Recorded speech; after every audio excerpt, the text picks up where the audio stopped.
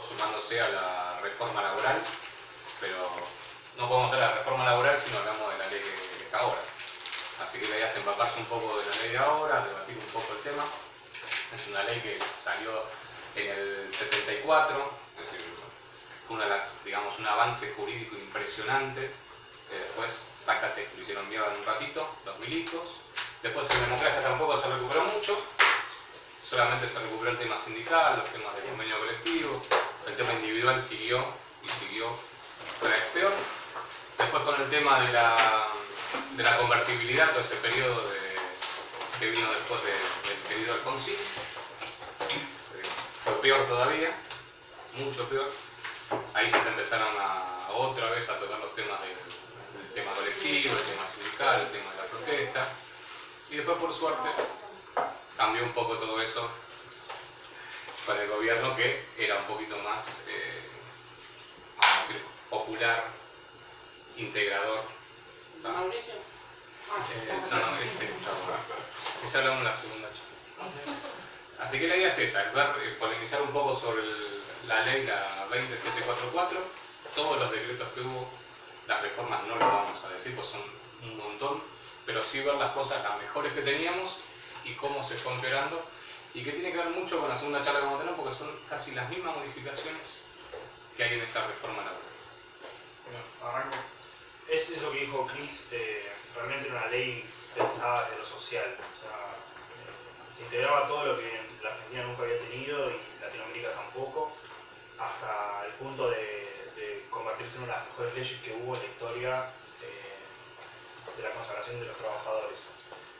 Cuando funcionó la ley, había cosas que realmente eran innovadoras.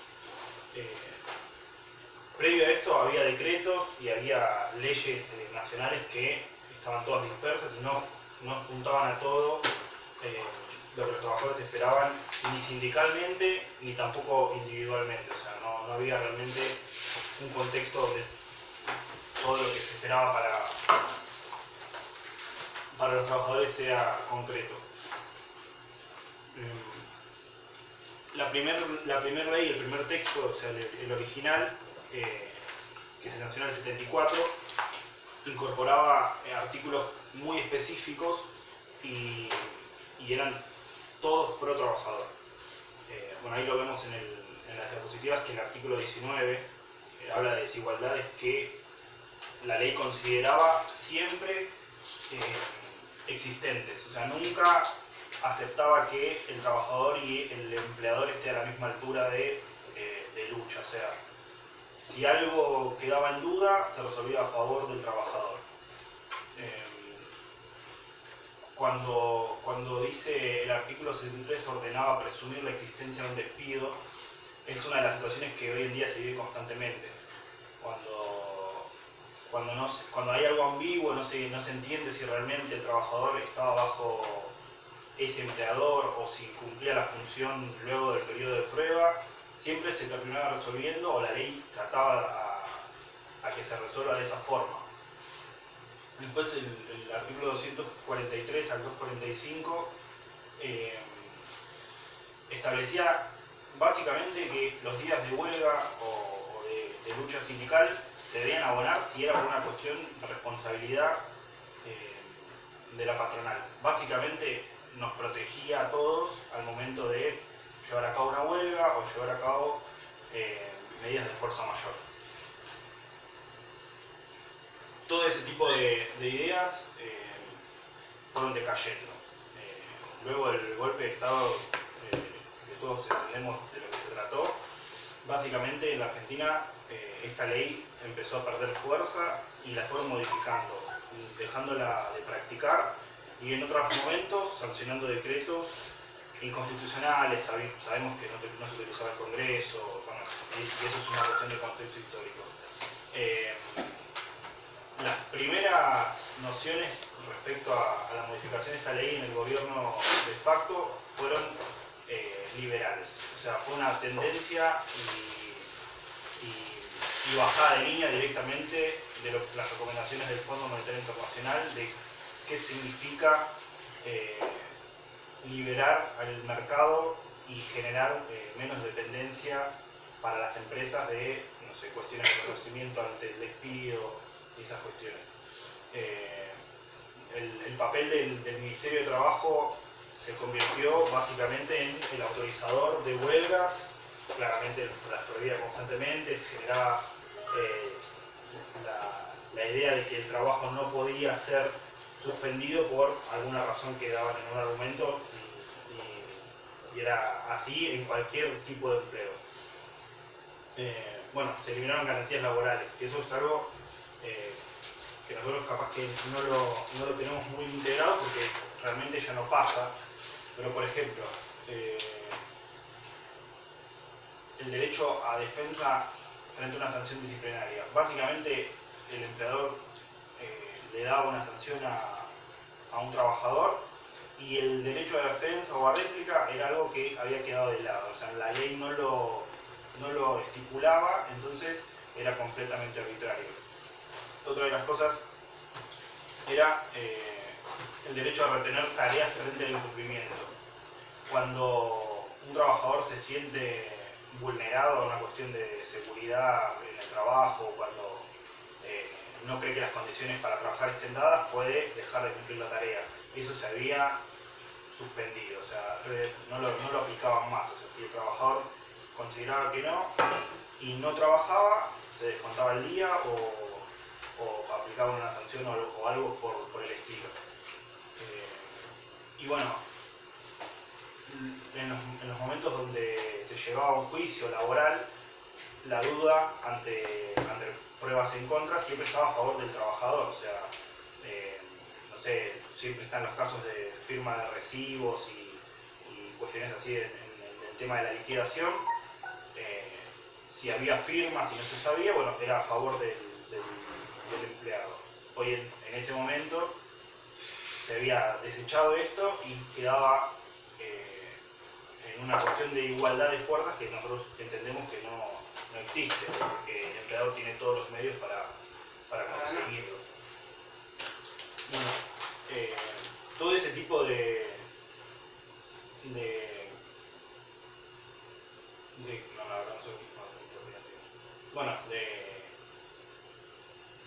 mejoramiento hacia los trabajadores se hizo muy profundo en la época de la dictadura. Y una vez que el Estado de Derecho volvió, paulatinamente trataron de mejorar las condiciones, pero nunca pudieron volver al texto original por una cuestión política del contexto del momento. Se acercaron a algunas ideas que necesitaban ser resueltas, ya que los sindicatos estaban volviendo a armar luego de estar prácticamente prohibidos, pero tampoco pudieron concretar la mayoría de las ideas que en el momento se discutían.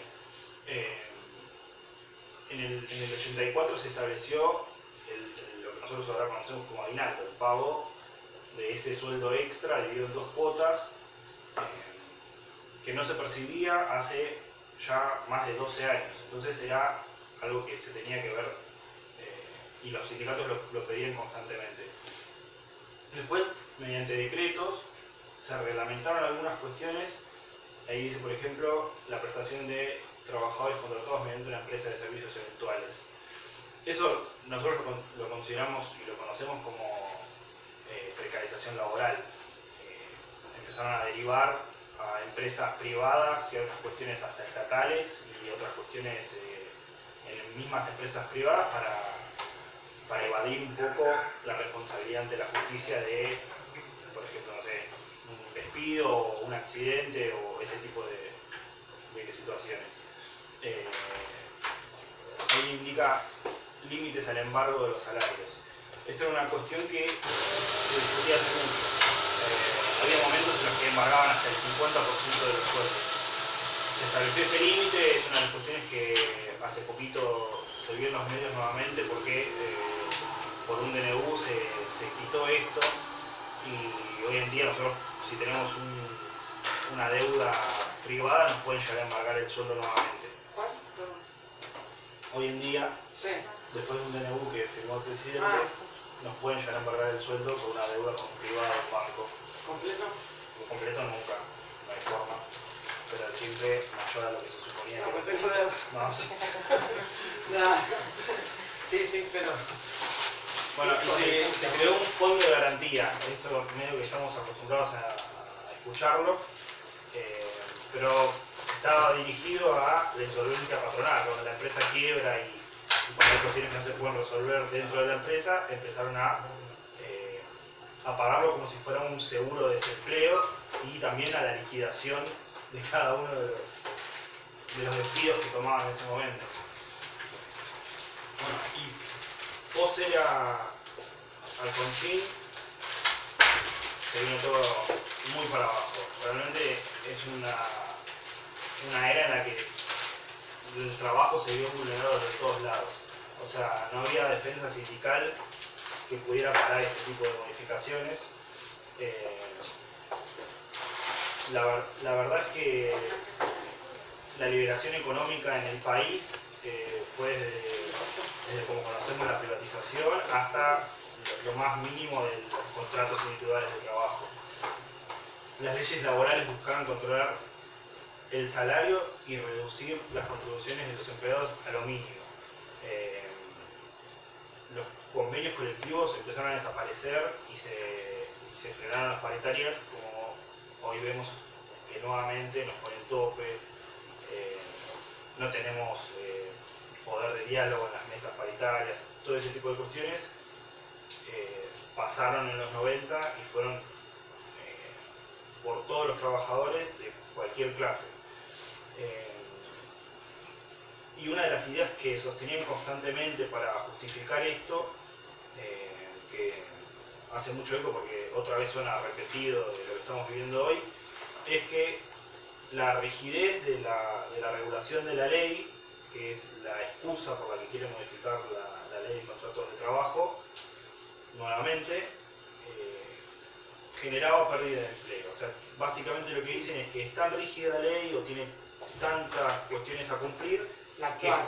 exacto, y en ese momento indicaban lo mismo, el menemismo, que es imposible cumplirla y por eso o contratan empleados en negro o directamente despiden trabajadores por una cuestión de ganancia.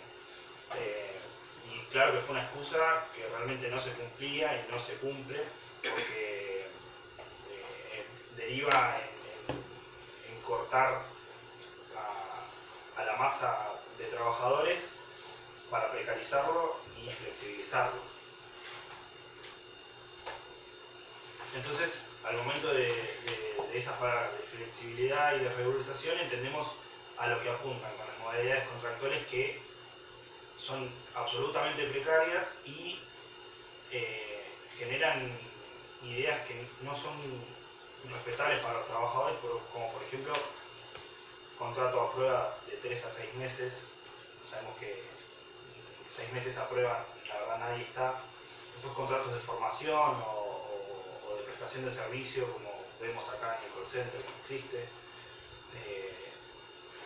Fomento del empleo, o sea, son programas que generaban para contratar gente mediante la ayuda del propio Ministerio de Trabajo, donde fomentaban el empleo, sacaban un índice positivo de la tasa de empleadores respecto a trabajadores, pero duraban 6 meses y nuevamente la economía volvía a decaer.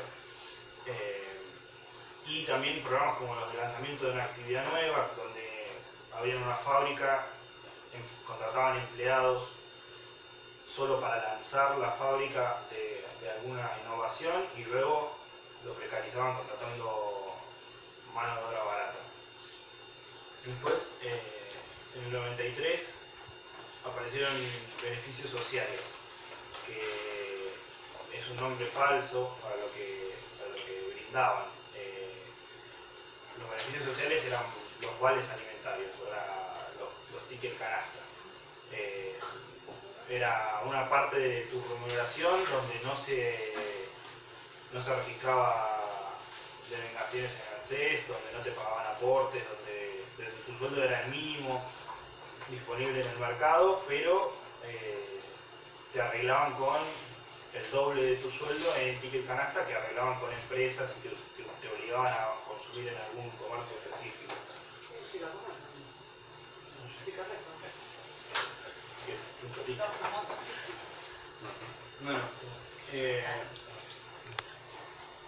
lo que significaba a la ley de contrato de trabajo en los 90 y también el retroceso que habían ejecutado fue algo muy difícil de devolverle al trabajador, porque primero que el mercado está acostumbrado a ese tipo de conducta y los empleadores al momento cero se quejan de todo tipo de beneficio que se tiene que brindar, pero que pensándolo estuvo marcado en la primera ley que integró todo este tipo de ideas.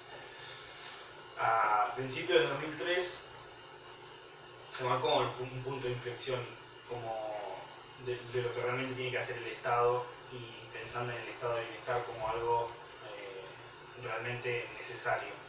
El trabajo se convirtió en uno de los puntos que Argentina necesitaba para empezar a avanzar. En materia colectiva, con respecto a los sindicatos y a los grupos, a los sectores de trabajo, empezaron a existir nuevamente las convenciones colectivas. Y en materia individual, podemos marcar que fueron recuperando los derechos que se habían ganado en el 74, primero con una idea muy clara de lo que se estaba buscando y después con también mucho trabajo de la Comisión del Derecho de Trabajo de la Cámara de Diputados. Luego de esto, nosotros estuvimos mucho tiempo acostumbrados a ver paritarias todos los años en todos los sectores de la economía, sin tope. Es algo que es muy importante decir, porque que exista paritaria pero con un tope básicamente es una restricción a la negociación. En materia individual también se recuperó la integración de despido. El mes ese que nos pagan de preaviso, hubo mucha gente que no lo cobró en algún momento. Y la indemnización otra vez se calculó mediante la ley que indicaba que tenía que ser calculada en base al salario mensual y no a un promedio que se hacía del salario de los sectores o de las convenciones de trabajo que había previas al 2003. Hoy en día, hasta la ley que tenemos ahora, la indemnización se calcula y genera un número mucho más alto y por eso muchos de los empleadores privados no despiden trabajadores porque tienen que abonar una suma bastante alta. Luego de esto, en el ámbito de la justicia, la ley volvió a obligar a que los juicios se desarrollen en el foro laboral.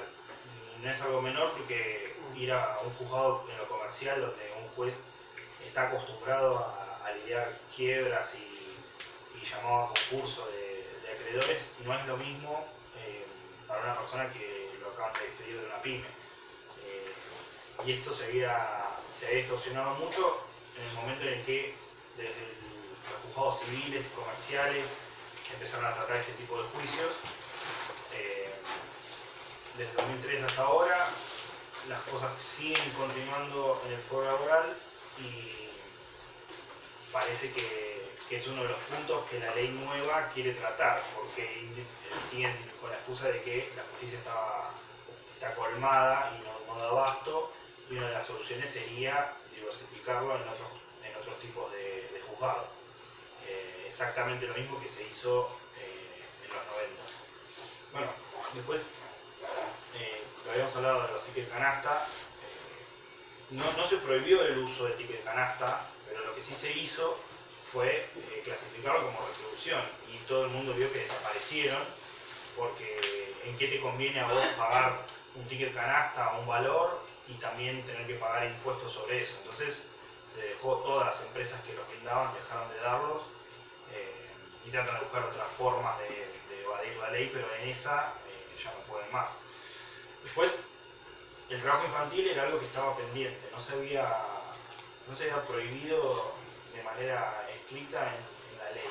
Y bueno, fue clara, la ley indica textualmente, no pueden trabajar los niños Y el trabajo adolescente, que es lo que vemos en McDonald's y ese tipo de empresas, no es algo muy masivo, pero se limitó con ciertas cuestiones de horario y de sueldo. No pueden contratar a un pibe como contratan a un adulto, no pueden hacerlo trabajar las mismas horas, y esto se incluyó ¿Y a partir de qué edad? de los 16 años, 4 horas por día. Claro. Se estableció lo que nosotros estamos también acostumbrados. Me acuerdo cuando salían los medios, los bancos quejándose de esto.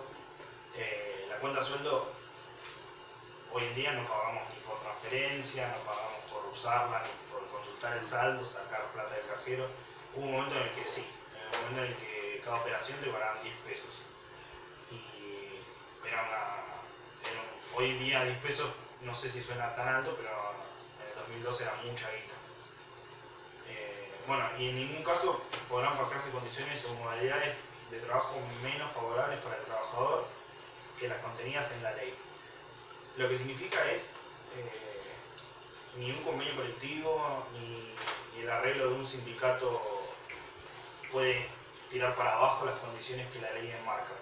O sea, mañana Camioneros no puede salir a decir que los pibes de menos de 16 pueden laburar. Entonces, está bueno darle aunque sea un piso a los trabajadores y que de ahí tiene que ser para arriba. Y es una de las partes que la ley a tratar próximamente en el Congreso, si no se consigue sancionarla entera, la verdad es que van a intentar aunque sea que esto se derogue, porque es un artículo que es de protección total. Si este artículo no existiera, todo quedaría sujeto a decretos o a leyes reglamentarias. Pero bueno, es una de las culminaciones que dieron para que esta ley no vaya en desmejora constante y se vuelva a convertir en una ley fantasma que permite al empleador o al gobierno de turno modificar constantemente los derechos laborales. Sí, lo que yo lo poco que alcancé a ver de la reforma y todo, me acuerdo que en ese artículo dice, lo que cambiaron es que en la ley esta de control de trabajo dice que no puede haber convenios colectivos que vayan por debajo, digamos, de condiciones desfavorables a las que ya existan. Sí, a la ley. Y que tampoco puede haber contratos individuales que vayan por debajo de la ley o del convenio colectivo. Y lo que eliminaron, lo que quieren eliminar es lo del contrato individual. Entonces, yo como patrón puedo llamarlos a todos ustedes y ofrecer individualmente un contrato que es peor que el... Sí, y asimismo los sindicatos pueden generar divisiones dentro del sindicato, no sé, 10 ejemplos de camioneros pueden decir, bueno, acompañante, como no maneja, puede empezar a cobrar cierta cantidad. Y es como la base que hasta hoy en día no se podría romper, pero si modifican esa frase de contrato individual, ahí mete todo. es eso. Eso es si no sale la ley, o sea, si no consiguen lo que quieren, que todo vale por eso, que es el próximo paso. Bueno, si tienen alguna pregunta o algo que les haya llamado la atención. Bueno, me parece lo que